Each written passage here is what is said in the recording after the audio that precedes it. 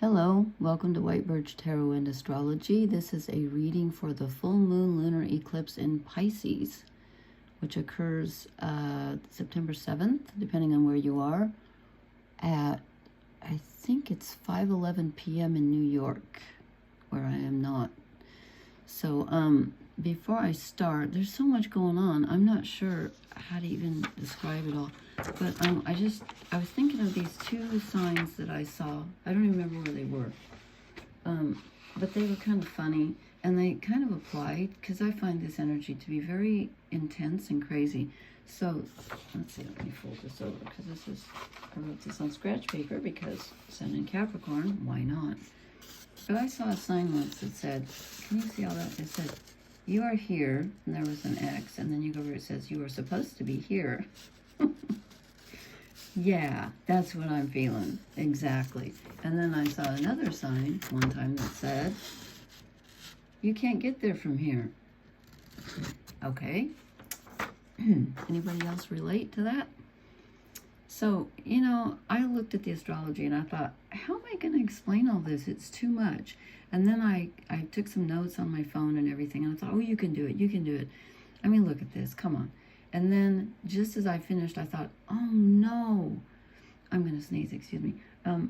Uranus goes retrograde. It went retrograde today. I'm like, seriously? That's not even funny. So I took notes on the other stuff. So what do we have?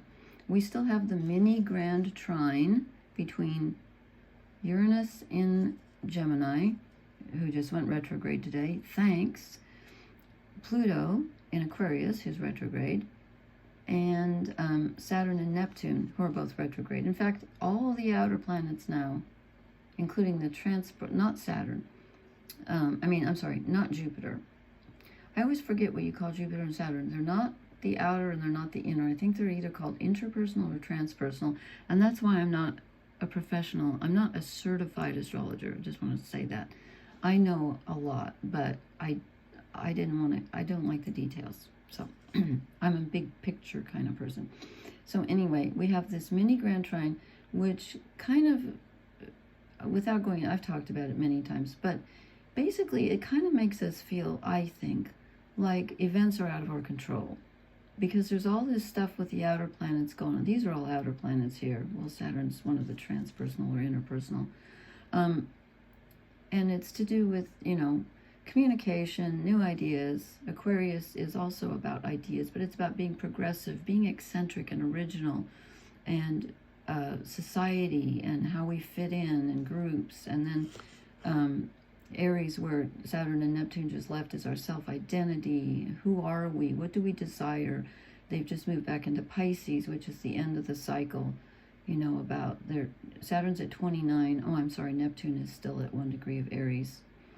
And Pisces is where I keep saying new moon, the full moon lunar eclipse in Pisces. Pisces is the last sign of the zodiac. It's about wrapping up karma. It's about dreams and the subconscious and illusion and fantasy and romance and poetry and dancing and all that great stuff. But it can make things feel kind of illusory and hard to get a hold of. My nose is driving me crazy. And so here's the full moon conjunct the north node. Look, 1 degree apart. That's a big deal. So the moon, which is our emotions and our memories and, the subconscious part of us in a sense, how we feel is getting in touch with where we're going next, the path we're supposed to take now to move us forward as a collective. And really in your personal life too, because this affects all of us. Your personal north nodes may be in Pisces or they may be in another sign.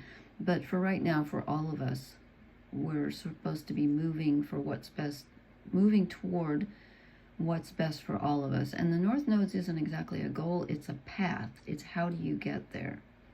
And of course that means, I didn't draw in the south nodes. That means the south nodes are in Virgo, where we have the sun, which is opposite the moon, making the full moon, and Mercury, and they're in Virgo. So these are opposite signs. So Virgo is the everyday and the mundane, and this is the larger picture. But the focus is on the moon here, which is having an eclipse, which means, let's see, the Earth's shadow is falling on the moon. So well, in any birth chart, did you know that? When I do my classes, I keep saying that, I will one day. This little spot in the center, that's the Earth. And these are the horizons.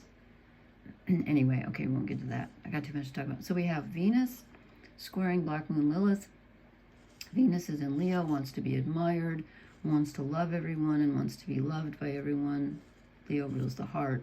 Black Moon Lilith is the feminine, where we've been shamed and not been allowed to express some of our feminine energy. She's in Scorpio, the subconscious, intimacy, sexuality. Jupiter is squaring Mars. Jupiter is in Cancer, which is a water sign, and this makes our emotions larger than life. And we're thinking about, we want to be nurtured, we want to nurture others at this time. Can bring up mother energy, mothering in general. It's squaring Mars, who's the warrior and our moving ahead part of ourselves. You know, I want action, and this is what I desire. And Mars is in Libra, where he doesn't like to be, because Libra wants balance. In fact, let me look at my notes, because I might be repeating myself. I was just going to go ahead and read what I've written here, because there's just so much. Okay, first of all, the opposition between Virgo energy, which is about the daily, you know, getting things perfect and being conscientious, and Pisces, which is larger. So I've written this. Let's see if I covered it all. I said, whatever your spiritual practice is, that's the Pisces energy, is no matter... I can't read my notes. This is nonsense. Okay. Whatever your spiritual practice is, no matter what it is, and it's fine as long as it doesn't hurt anyone, it needs to match your daily routine, because at the end of the day, whatever you do and wherever you pour your energy is ultimately how you're living your life. And if that's not the same as your spiritual ideals, then you're out of balance and you lack integrity. Virgo's all about integrity. Virgo is the mundane and the daily and the routine, and now it's opposite Pisces, and it's always opposite Pisces. It's all about integrity. I already said that. The spiritual and the mundane are linked. One is the literal expression in the real world of the other. So this is the literal expression of our spiritual, you know, our soul, our spiritual self here. They seem different to us on the earth plane, but one is simply an outpicturing of the other. That's why the earth and everything that we touch and smell, and, you know, it's all sacred. We don't think of it that way, but it is. The spiritual takes on form, and voila, you have reality. So this full moon lunar eclipse in Pisces not only asks us to get in touch with our deepest spiritual longings and feelings and karma and purpose and all of that, but it also asks us to look at our daily lives and ask ourselves if it's a good reflection of our spiritual ideals. So this can feel a bit heavy and overwhelming and emotional, but it's necessary. It can also feel in a way like something is larger than you and you need to surrender to it. And that's true in a way, but if it's your soul's purpose, then you chose it in the first place, and that's when free will becomes fate. And this mini grand trine is definitely making us feel like fate is in charge right now, because the outer planets are so powerful right now. But as I said, I think we have chosen our lifetimes, and I know that's really hard to believe sometimes. Believe me, I struggle with that. The Sun and Mercury in Virgo are saying, I want to do something. I want a detailed plan. And the full moon and the North Node in Pisces are saying, there is a plan, and it's bigger than you are, and you can't see it right now. So you have to trust that it's there. This can also be an emotional time that can bring up memories from our personal past and even other timelines, if you believe in past lives, which I do. Mars in Libra is squaring Jupiter in Cancer, and it's exaggerating our emotional needs. I already said that, reminding us of how we like to be mothered. I said that. Our need for being nurtured can be expanded, and that's why it's squaring Mars in Libra, who is trying to help others and achieve balance and not be selfish. So one is asking us to focus on ourselves, and the other is concerned about morality and justice. Libra's all about justice. And then Venus in Leo is squaring Black Moon Lilith. So the part of ourselves that wants to be appreciated and admired and wants connection with others and wants to shine her light here is being reminded everywhere she turns of the part of herself that she feels she can't show to others because it won't be accepted. Black Moon Lilith in Scorpio wants us to take a deep dive and look at those parts of ourselves, the parts that we feel won't be accepted, become intimate with them, and perhaps even share them with others. Venus in Leo wants to be authentic, but she's also concerned about her image. Again, admiration is very important to her. That's why they're squaring each other. They don't have the same agenda, but they have to work together because they're in this squaring aspect, okay? And then I did not take any notes about Uranus and Gemini going retrograde, because when I discovered that last night, I think I threw the phone down. I was like, oh my God, this is crazy. So what this is going to do is give us a chance to reevaluate the new ideas that have come up as Uranus was at the beginning of the first 2 degrees of Gemini, 0 and 1. We get to reevaluate our ideas, and it goes back into Taurus, and it asks, how practical are these ideas? What do I have to work with? Because Taurus is our possessions, it's our physical reality, including our bodies too. And Virgo is very concerned about health and limits and daily routines, and Pisces is like, just trust, just follow your inner guidance. Okay. I hope that made a modicum of sense. That's not the right word. I hope that made a shred of sense. How about that? Okay. And I was just going to pull 3 cards because there's so much energy tonight, and I ended up with a huge amount because I was trying a new layout that I just made up. It's kind of like the Celtic cross and kind of like the cross of truth, but it's different. Okay, and this is the Mythic Tarot by Liz Green. I'll see if this will focus. Yeah, it looks okay. Oh, I just spit on the screen. I hope you can't see that. I don't mean a lot. Okay, TMI. Okay, this is us, the Page of Pentacles. We are starting at the beginning of something. That's because this karmic cycle is closing out. In Pisces, and Neptune and Saturn are retrograde, and so we're kind of discovering, like, what's terra firma right now for us, what's firm ground, because believe me, this full moon eclipse in Pisces can really, like the tidal wave, it can be very emotional, very, I'm not going to say off-putting, but just it's hard to keep your balance. So this is us, I think. We kind of feel like we're starting over. You can feel some child energy right now. And that's that Jupiter in Cancer, and also, the moon with our north nodes. Like you kind of feel like you're starting over. Okay, then I said, where did I put it? Okay, then I said, what crosses us? What's our challenge? And I get the Ace of Swords. So, you know what? Let me look. In this deck, she's got a different, I love Liz Green. She's got a different interpretation, and I always forget what it is. She says this is a new creative viewpoint emerging, the possibility of collision and struggle before peace. Okay, yeah. I was thinking it's like trying to find the one idea that's going to solve everything. Because I don't think there is one idea right now. There might be an idea later, but not right now. Because remember, we got the other eclipse coming up on September 21st. That's another new moon in Virgo at 29 degrees. Okay, so we're trying to find the idea. It's not here yet. It's not here yet. So don't get caught up in that. Then I said, what do we need to move away from? And I get justice. I think this is we're trying to balance things. And you can't right now. This time isn't really about balance. It's bigger than that.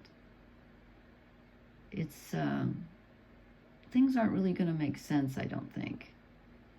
So maybe don't try for balance. And she's got the Owl of Wisdom on her shoulder. Is that focusing? Let me try this. That's clearer. Yeah, I don't think this is a great time to look for justice or for things to make sense exactly. And then what do we need to move toward? We get more pentacles. So we're the Page, and this is what we need to move toward. So we're going from the Page, beginning something new on an earthy level, and we need to take it slow. We're going to take the next step. Put your left foot in, put your left foot out. Never mind, I don't want to go on that. Okay, we're going to move slowly, but in a structured fashion. Virgo wants us to have a plan. Okay, we don't see the plan yet, so we're going to just take the next step, the one we can see. It's kind of like walking through mist. You take the next step, and then the next step will be shown to you after you take the first step. Then I said, what's the challenge? What's the foundation of this whole thing? The Chariot. So we're struggling with two opposing forces here, with the Sun and Mercury in Virgo, and the Moon and the North Nodes in Pisces, and Saturn in Pisces. Yeah, it's a struggle, but you're just supposed to be in the middle and let them kind of duke it out, because with all those outer planets making those aspects, I mean, we always have free will, but right now I think we're being asked to kind of just balance, and not balance, but just like I said, take one step at a time. Just take one step at a time. We are moving, but it's, you know, we might feel pulled in different directions, and that's okay. Then this threw me, which is why I drew two clarifiers for it. I said, what's our blessing? I get the Queen of Swords. I'm like, okay, wait a minute. We're supposed to move away from the Ace of Swords. I thought things weren't supposed to make sense now, but she's all about logic, and she's the feminine energy, though, so she's not so much about acting on our thoughts as just getting in touch with them. I was a little confused by this. In fact, how does Liz put it for this deck? Maybe she's got a better idea. Clinging and being unswaying to any movable faith and high ideals, which may be noble and lofty, demanding superhuman perfection of others or oneself, strong and idealistic. Okay, I would say, since this is our blessing, I would say having an idealistic vision, but you don't necessarily, you're not going to act swiftly on it right now, but you have the vision. Hold the vision. Okay, this is the integrity. Hold the vision, but I wouldn't say just choose one thing right now, because we don't know what it is right now. Then I had to clarify her because I wasn't sure. At first I got the Eight of Wands, which is usually communication, incoming communication, or us communicating with someone. It's movement. And I thought, okay, wait, I thought we weren't supposed to be moving with our thoughts right now. So I drew another clarifier, and I got another 8, the 8 of Pentacles, which is about working at something diligently, which Virgo loves to do. But in this deck especially, it's about a new creative venture, a new creative venture. He's starting on a new pentacle. He knows how to do this. It looks like he's doing the same thing, but actually he's starting on another one. So in a way, it's continuing to work. It's kind of Virgo. I haven't memorized I forget what planetary, this is something in Virgo, I think, but this can be starting something new, like having a new creative thing that we're starting. So I guess what I'm saying here is, how does that clarify the Queen of Wands? I think there's going to be a communication coming in about something that we've either been working on or we've been thinking of working on that's going to take off, but I don't think it's going to take off right now. But we hold the vision, okay? It's like, let's say you had a screenplay in your head for 6 years like I have, but you haven't written it down yet like I haven't. You hold it in your mind, and you just, you have faith that, maybe you tell somebody about it, and you continue to work on it, even though you don't have any idea how it's going to get out there, or, what it's going to end up being. You just do what you can do, one step at a time, but you just hold the ideal, and you say, I know at some point this is going to mean something. That's the best I can do with these 3 cards.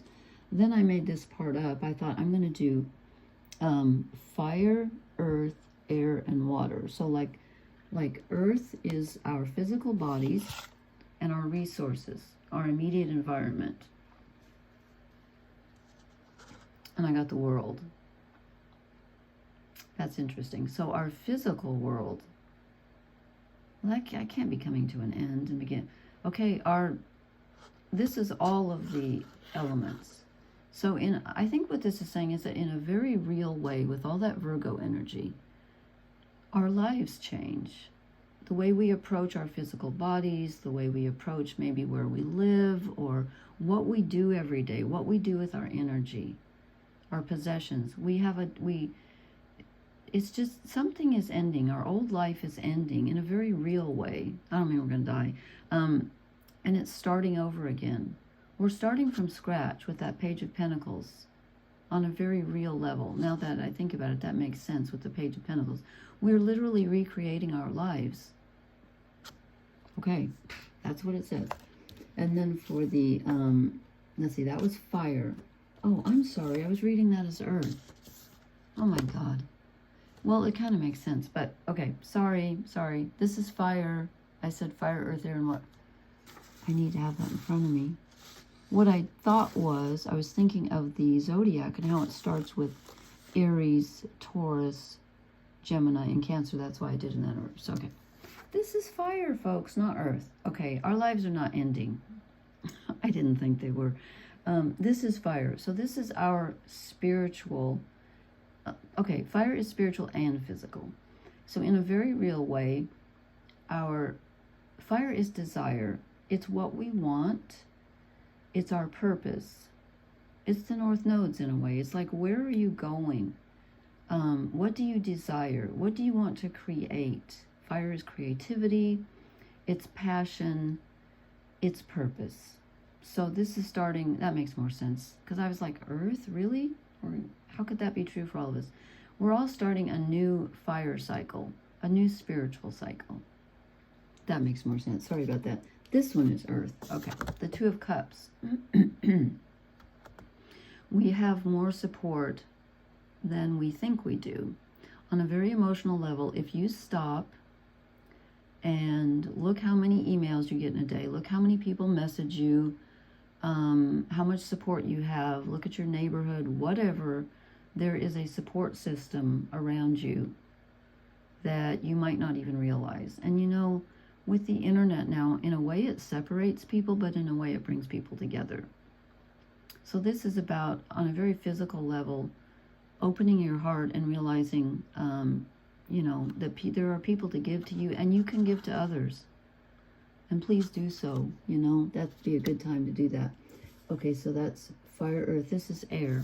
Okay, this one is a little strange. We get the Hanged Man, which is Pisces energy, Neptune, the Hanged Man. So this makes sense with the full moon lunar eclipse. But this is mental. This is where I was thinking of the air energy. So our ideas are put on hold. And that's, you know, Uranus going retrograde. This makes perfect sense. That's why I was confused about the Queen of Swords. But this makes perfect sense. It's like, stop thinking, as the talking heads would say, stop making sense. It's not going to make sense right now. It's about something bigger, and it's about having faith. He's voluntarily sacrificing himself, although in this deck I believe he's Prometheus, who has his liver pecked out by the eagle every day for giving fire to humans, so he did not choose that.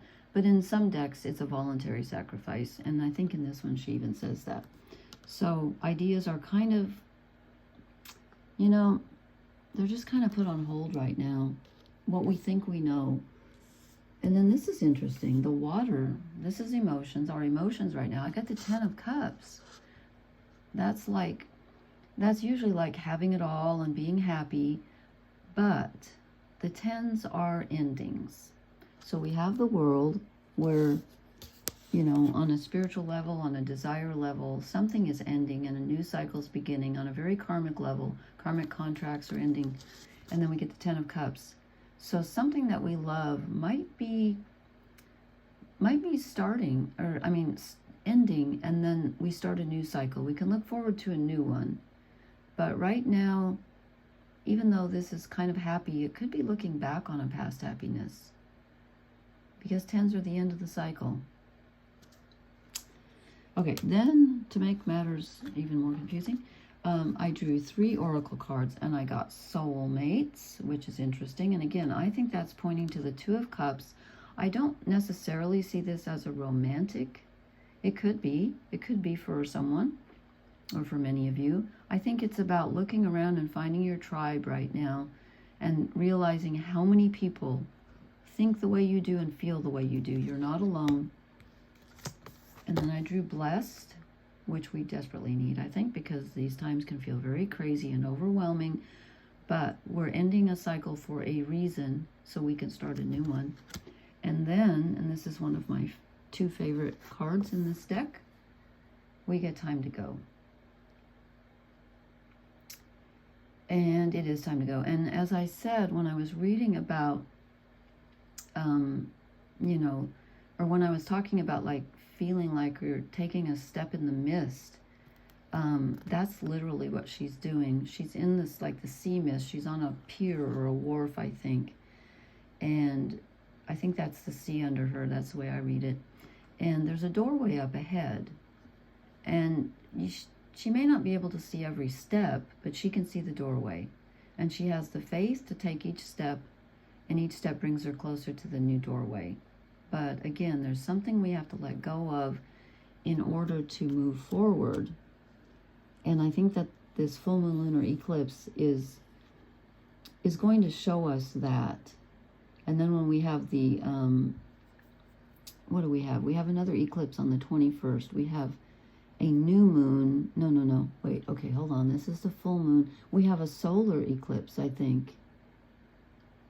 A partial solar when we have the new moon in Virgo on the 21st. And I think that's going to give us more clarity. And I listened to some astrologers too online, and they've been saying the same thing. And so, yeah, this is a really important time, and it's kind of challenging, I think, but I hope this made some sense. I hope it did. Please leave me a comment. Let me know if it did. Let me know how this is treating you. And I will talk to you later. Okay, thank you so much for listening. Please hit the like, share, and subscribe buttons. Okay, blessings. Good night.